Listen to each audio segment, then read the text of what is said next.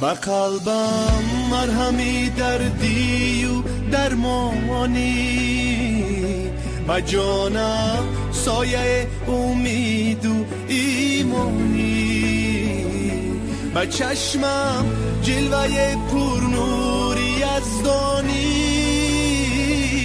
پدر جان معنی زیبای انسانی، پدر خورشید، پدر مهتاب، پدر یک اختر نایا،